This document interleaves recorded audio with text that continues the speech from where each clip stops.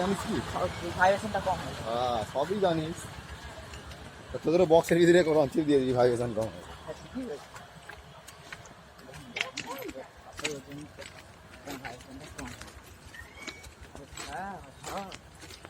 আর একটু তখনই তো বলতে পারছি, এখানে চলে এসছেন তখনই এখানেই লেগে পড়তাম আর যেতাম নি। আগেবারে আমরা পুরুষোত্তমপুর দিয়ে এইটা দিয়ে এসেছিলাম, বুঝলি তখন না, মাঠের রাস্তা দিয়ে। এইটা, হ্যাঁ এইটা দিই তো, এইটা দিই তো তমলুক থেকে পাইতে যাওয়া হয়। কি বলছিস? এই তেল ভরনা সেই কাল দিতে হ্যাঁ বাবা ওই আগে একটা তেল ভরা আছে, ওখানে যাও, আমি টাকা নিয়ে আসি। সে কোথায় একটা বাইকে করে নিয়ে আসি, একটা খালি ব্যাগ দে, সেই মাছগুলো নিয়ে বলে।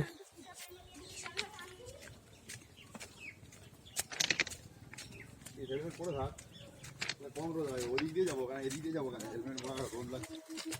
এই তো বলেছিস না, এই লাইনে নয় সেই লাইনে। এই লাইনে চেঞ্জ যায়, এই লাইনে চেঞ্জ এদিকটা সিগন্যাল ঘটলি ছিল না হ্যাঁ, দীঘা যাওয়া তো এইটাই লাইন, আমার কোনটা লাইন? একটা লাইনে চেঞ্জ যাতা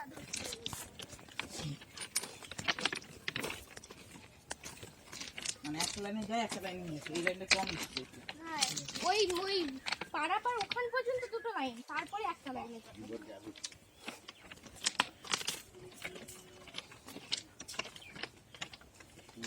ক্যালভার্ট আছে। এই একটা তেল হচ্ছে দিকে কালভার্ট মানে কি রে?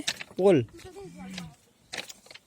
এটা কম নিয়েছে ট্রেন, ওইটা ওটা তো চালাচ্ছে এখন, এটা চলে না।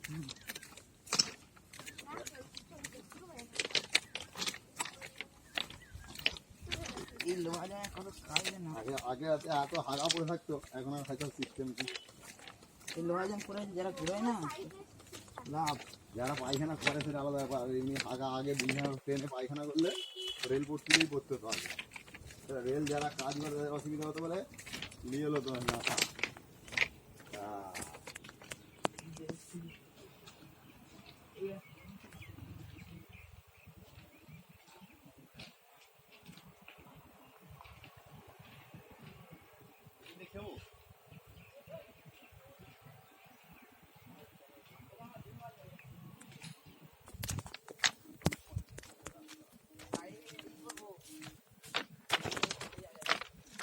প্রচণ্ড রোদ, আর যেতে পারছি না।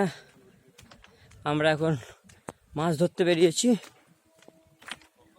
বেরিয়েছি, রোদের জন্য হেলমেট পরেছি, রেল লাইনের উপর দিয়ে যাচ্ছি। এখন যেখানে মাছ দেখতে পাবো সেখানে নেমে পড়বো।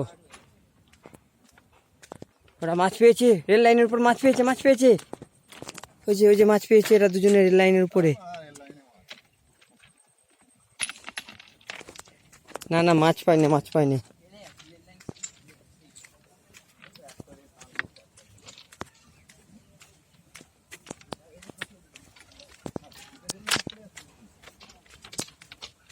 ওখানে বস, ওখানে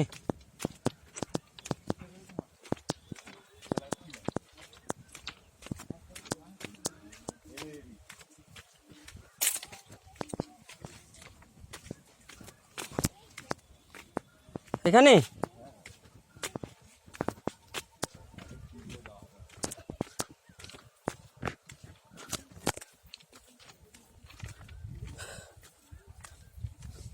একটু বসি রেল লাইনে।